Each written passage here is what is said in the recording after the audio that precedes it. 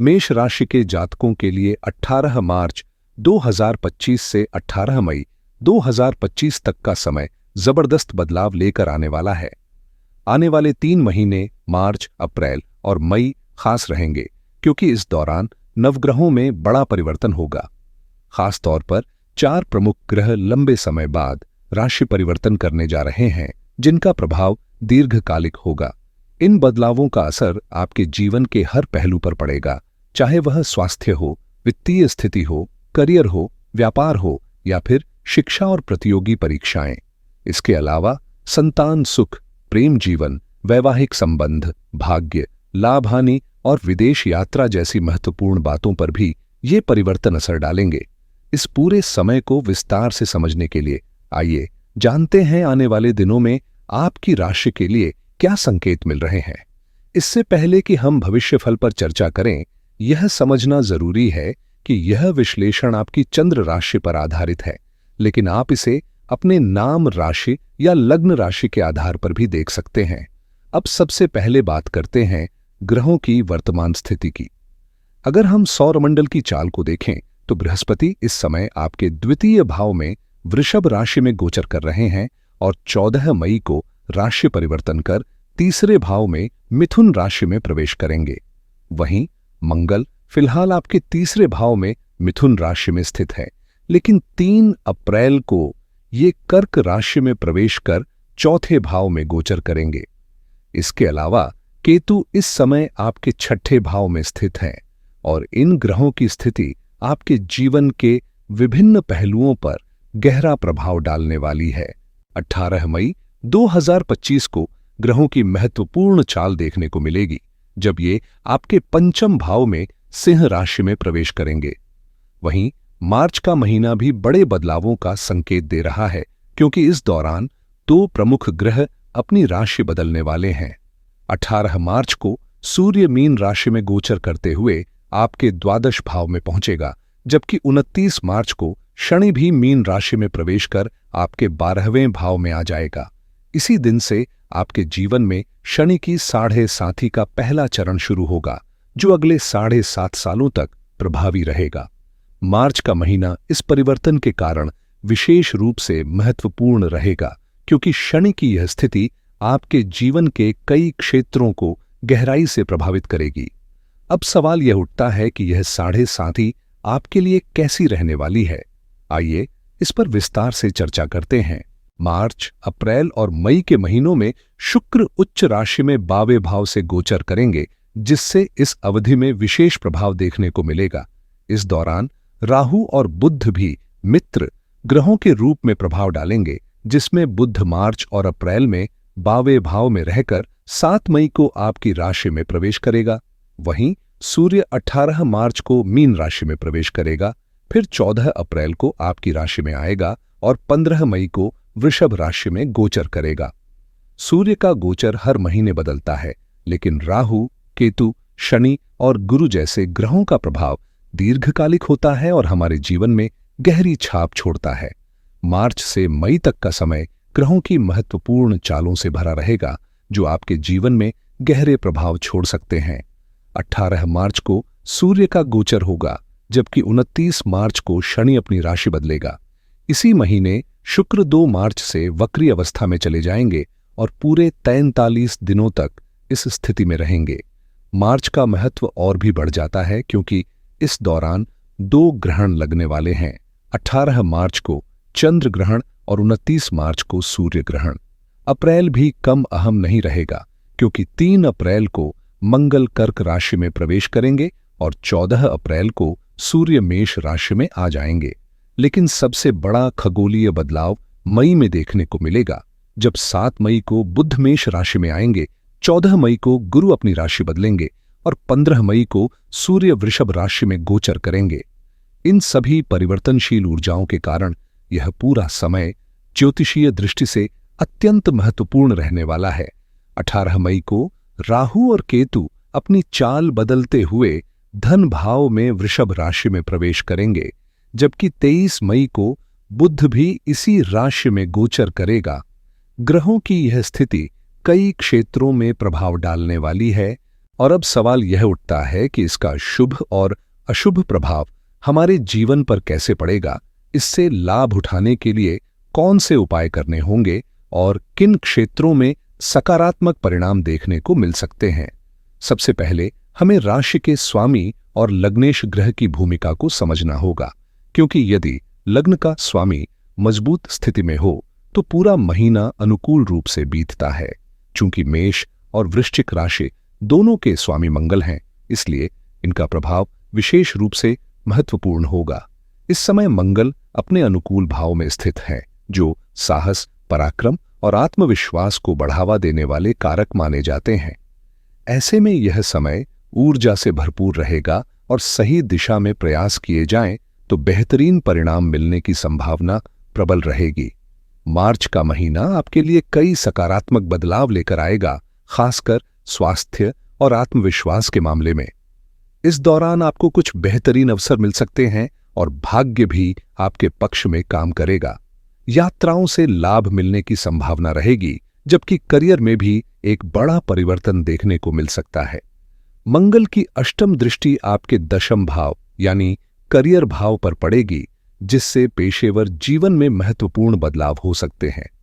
खास बात यह है कि मकर राशि में मंगल उच्च के माने जाते हैं, जिससे यह परिवर्तन आपके लिए लाभकारी सिद्ध होगा।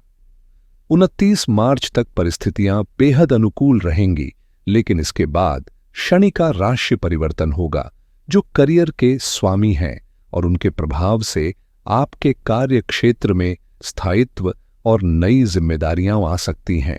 29 मार्च तक शनि लाभ भाव में स्थित रहकर आपको सकारात्मक परिणाम देंगे, लेकिन इसके बाद जब वे व्यय भाव में प्रवेश करेंगे तो परिस्थितियों में बदलाव आ सकता है। मंगल की स्थिति मार्च में अनुकूल रहेगी, लेकिन अप्रैल में जब वे चौथे भाव में गोचर करेंगे तो संपत्ति, भवन और वाहन से जुड़े मामलों में विशेष प्रभाव डालेंगे, क्योंकि ये सभी मंगल के अधीन आते हैं।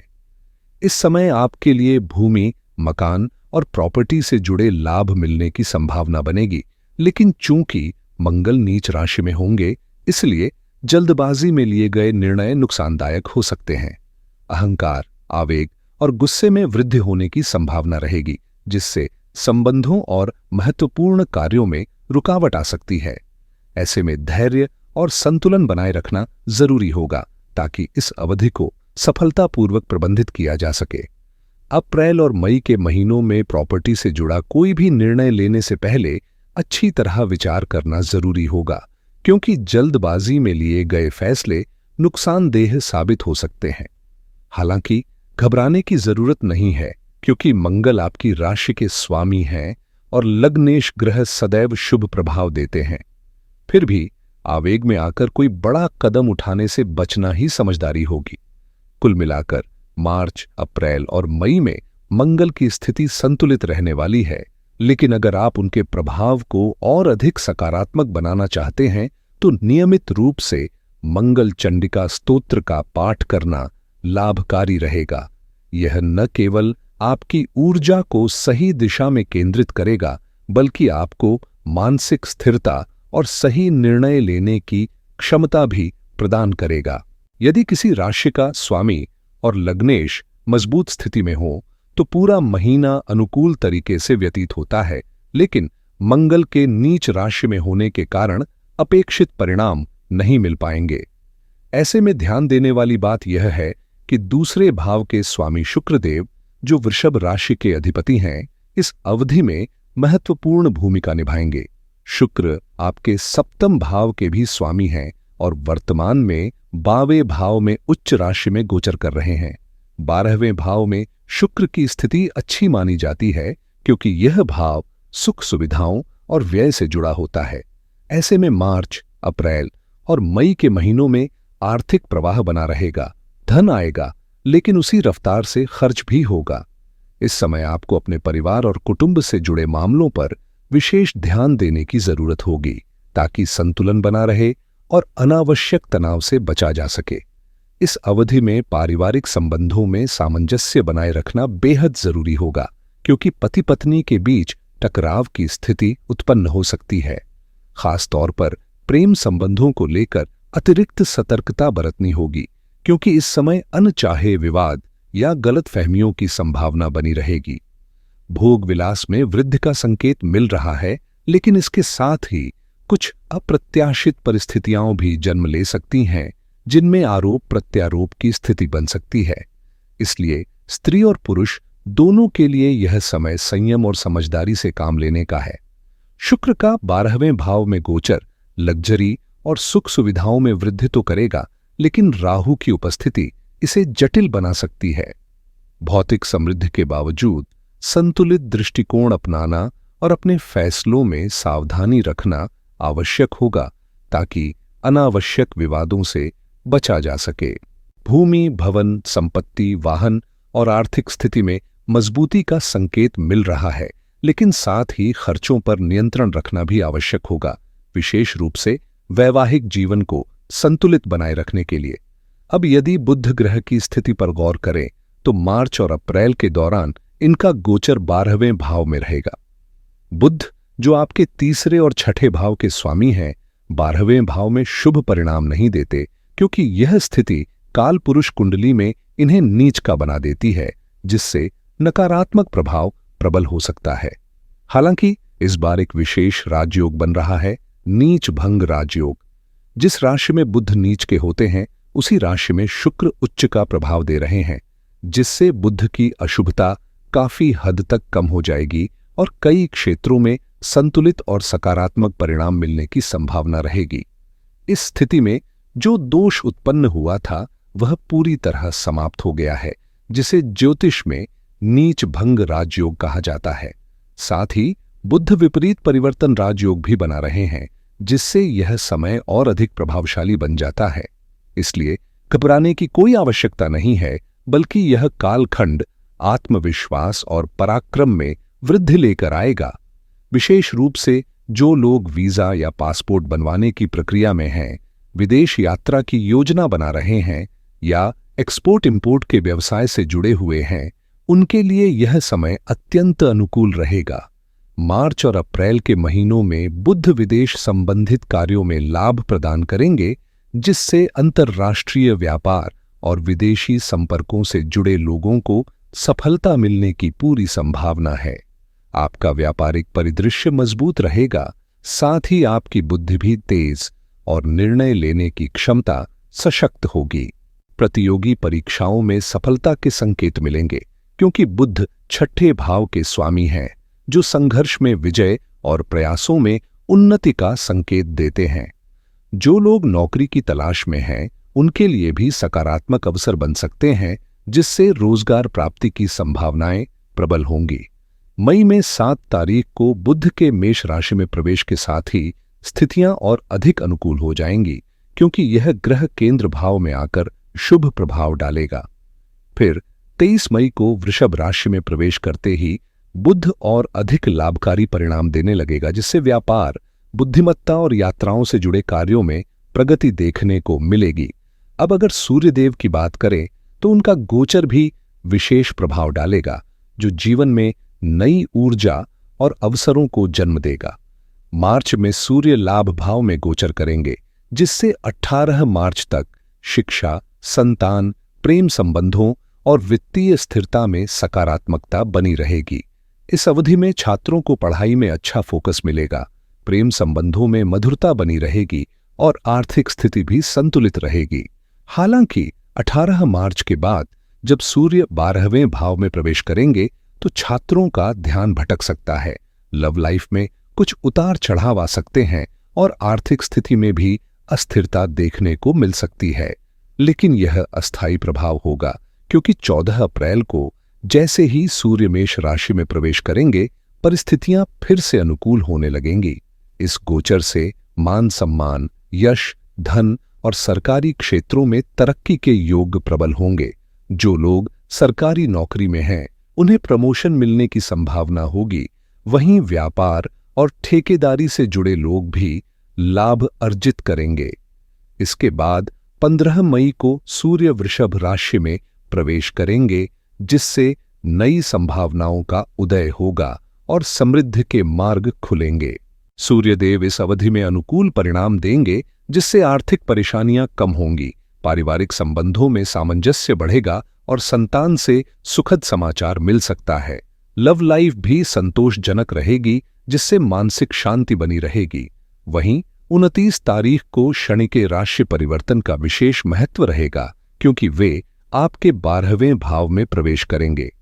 चूंकि शनि दशम और एकादश भाव के स्वामी हैं, इसलिए उनका यह गोचर चुनौतियों से भरा रहेगा। 12वें भाव में शनि का प्रभाव आमतौर पर शुभ नहीं माना जाता, क्योंकि यह स्थिति आर्थिक व्यय बढ़ाने के साथ साथ जीवन में संघर्ष और मेहनत की परीक्षा लेती है। खास तौर पर जब शनि की 7.5 का पहला चरण शुरू होता है तो खर्चे बढ़ जाते हैं, मानसिक तनाव बढ़ सकता है और जीवन में अतिरिक्त परिश्रम की आवश्यकता होती है। अगले 2.5 वर्षों तक यह स्थिति धैर्य और आत्मसंयम की मांग करेगी, क्योंकि शनि जीवन में कड़ी मेहनत के बाद ही स्थायी सफलता प्रदान करते हैं। शनि की दृष्टि जहां पड़ती है वहां चुनौतियों का सामना करना पड़ता है, जबकि जिस भाव में वे स्थित होते हैं वहां की स्थितियों को विस्तार देते हैं। 29 मार्च से जब शनि 12वें भाव में प्रवेश करेंगे तो यह गोचर खर्चों, हानि, अस्पताल, कानूनी मामलों और अनियोजित व्ययों में वृद्धि ला सकता है। इस दौरान आर्थिक संतुलन बनाए रखना आवश्यक होगा, क्योंकि अचानक आने वाले खर्चे परेशानी बढ़ा सकते हैं। स्वास्थ्य से जुड़ी समस्याओं की संभावना भी बनी रहेगी, जिससे अस्पताल के चक्कर लगाने पड़ सकते हैं। साथ ही शनि की तीसरी दृष्टि कुटुंब भाव पर पड़ेगी, जिससे पारिवारिक संबंधों में तनाव उत्पन्न हो सकता है। आपसी विश्वास की परीक्षा होगी और कुछ रिश्तों में धोखे की स्थिति भी देखने को मिल सकती है, इसलिए सावधानी बरतना आवश्यक होगा। आर्थिक स्थिति पर दबाव बढ़ सकता है। अनियंत्रित खर्चों के चलते धन हानि की संभावना रहेगी और कुछ लोगों को नौकरी में अस्थिरता का सामना करना पड़ सकता है। व्यापार में भी उतार चढ़ाव देखने को मिलेगा, जिससे आर्थिक संतुलन बनाए रखना जरूरी होगा। शनि की सप्तम दृष्टि 6ठे भाव पर पड़ने से व्यक्तिगत और व्यावसायिक जीवन में विश्वसनीय लोगों से भी धोखा मिलने की आशंका रहेगी। साथ ही नए शत्रु उत्पन्न हो सकते हैं। धीरे धीरे आर्न का बोझ बढ़ सकता है और यदि पहले से कोई कर्ज लिया हुआ है तो उसकी अदायगी में भी कठिनाइयां आ सकती हैं। वहीं शनि की दशम दृष्टि 7वें, 8वें, 9वें और 10वें भाव को प्रभावित करेगी, जिससे भाग्य समय पर साथ नहीं देगा, कार्यों में देरी होगी और अपेक्षित सफलता मिलने में बाधाएं आएंगी। चूंकि मेष लग्न की कुंडली में शनि को शुभ नहीं माना जाता और वे मंगल के शत्रु भी हैं, इसलिए इस 7.5 के प्रभाव को कम करने के लिए विशेष सावधानी बरतनी होगी और उचित उपाय अपनाने होंगे। दशरथ कृत शनि स्तोत्र का नियमित पाठ करने से शनि के प्रभाव से उत्पन्न परेशानियां काफी हद तक कम हो जाएंगी और यदि कोई नुकसान होने की संभावना भी होगी तो वह नगण्य रह जाएगी। इसलिए इस उपाय को अपनाना बेहद लाभकारी रहेगा। अब यदि मंगल की बात करें तो 3 अप्रैल को इनका राशि परिवर्तन होगा, जिससे वे चौथे भाव में प्रवेश करेंगे। कुल मिलाकर मंगल की स्थिति मार्च, अप्रैल और मई के दौरान संतुलित बनी रहेगी और किसी गंभीर चुनौती का सामना करने की आवश्यकता नहीं होगी। वहीं सूर्य 14 अप्रैल को मेष राशि में प्रवेश करेंगे, जिससे स्थिति और अधिक अनुकूल बनेगी। खासकर आर्थिक मामलों में सकारात्मक बदलाव देखने को मिलेंगे। बुध को लेकर चर्चा करें तो 7 मई को वे मेष राशि में प्रवेश करेंगे और 23 मई को वृषभ राशि में गोचर करेंगे, जो लाभकारी सिद्ध होगा। इसी तरह 15 मई को सूर्य के वृषभ राशि में प्रवेश से भी अच्छे परिणाम प्राप्त होंगे, जिससे समग्र रूप से यह अवधि आर्थिक और व्यावसायिक दृष्टि से लाभदायक साबित होगी। गुरु का आगामी राशि परिवर्तन आपके लिए बेहद महत्वपूर्ण साबित होगा, क्योंकि 14 मई को वे मिथुन राशि में प्रवेश कर तीसरे भाव में स्थित होंगे। अब तक गुरु धन भाव में रहकर आर्थिक स्थिति को मजबूत करने, पारिवारिक समृद्धि लाने, आय के नए स्रोत उत्पन्न करने और व्यवसाय व नौकरी में सकारात्मक बदलाव लाने में सहायक रहे हैं। हालांकि अब उनकी स्थिति थोड़ी चुनौतीपूर्ण हो सकती है, क्योंकि तीसरे भाव में वे संघर्ष और कड़ी मेहनत की परीक्षा लेंगे। इसके बावजूद यह परिवर्तन कुछ महत्वपूर्ण पहलुओं में अत्यधिक लाभकारी रहेगा।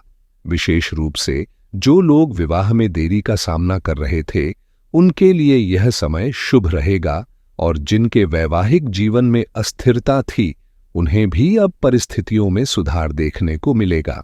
जो लोग अपने व्यवसाय में लगातार अस्थिरता का सामना कर रहे थे उनके लिए यह समय बेहद अनुकूल रहेगा। गुरु न केवल दैनिक आय में वृद्धि का मार्ग प्रशस्त करेंगे, बल्कि साझेदारी में स्थायित्व लाने और पति पत्नी के बीच जारी मतभेदों को भी सुलझाने में मदद करेंगे। इसके अलावा भाग्य का भी पूरा सहयोग प्राप्त होगा, जिससे आगे बढ़ने के नए अवसर मिलेंगे। 14 मई के बाद जब गुरु लाभ भाव पर दृष्टि डालेंगे तो आय के स्थिर स्रोत बने रहेंगे और आर्थिक स्थिति संतुलित रहेगी। यह गोचर आपके लिए अत्यधिक लाभकारी सिद्ध होगा। हालांकि सफलता के लिए प्रयास आवश्यक होंगे। जहां पहले कम मेहनत में अधिक परिणाम मिलते थे, वहीं अब अपेक्षाकृत अधिक परिश्रम से सफलता सुनिश्चित होगी। इस बात का विशेष ध्यान रखना आवश्यक है। अब यदि राहु और केतु की स्थिति की बात करें तो राहु लंबे समय से द्वादश भाव में विराजमान थे, जहां उनकी उपस्थिति शुभ नहीं मानी जाती। इस दौरान अनियंत्रित खर्चों में वृद्धि, नौकरी और व्यवसाय में अस्थिरता, मानसिक तनाव तथा कोर्ट कचहरी या अस्पताल के मामलों में उलझने जैसी चुनौतियां देखने को मिली। लेकिन अब राहु 18 मई 2025 को लाभ भाव में प्रवेश करेंगे, जो उनके लिए अत्यंत अनुकूल स्थिति मानी जाती है। इस परिवर्तन के साथ ही लाभ, आर्थिक समृद्धि और नई संभावनाओं के द्वार खुलेंगे। राहु अगले 1.5 वर्ष तक प्रगति का कारक बनेंगे, निरंतर आय में वृद्धि होगी और अप्रत्याशित अवसर प्राप्त होंगे।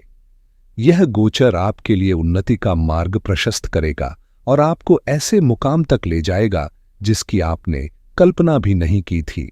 केतु 6ठे भाव में रहते हुए अब तक कई बाधाएं उत्पन्न कर रहे थे, चाहे वह नौकरी में अस्थिरता हो या व्यापार में उतार चढ़ाव। लेकिन 18 मई को जब केतु पंचम भाव में प्रवेश करेंगे तो परिस्थितियां धीरे धीरे अनुकूल होने लगेंगी।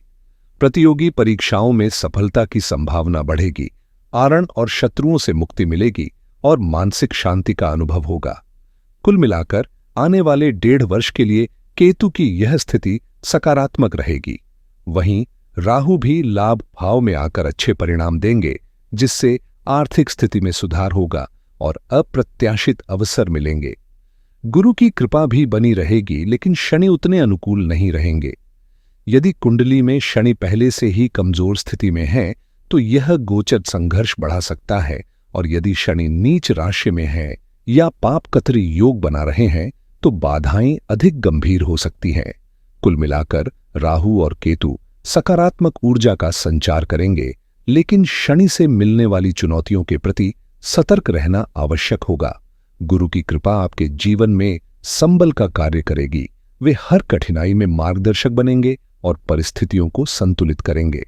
लेकिन शनि के प्रभाव को कम करने के लिए दशरथ कृत शनि स्तोत्र का नियमित पाठ करना अत्यंत आवश्यक होगा, जिससे नकारात्मक प्रभावों को कम किया जा सके। कुल मिलाकर ग्रहों की स्थिति मिश्रित परिणाम देने वाली रहेगी।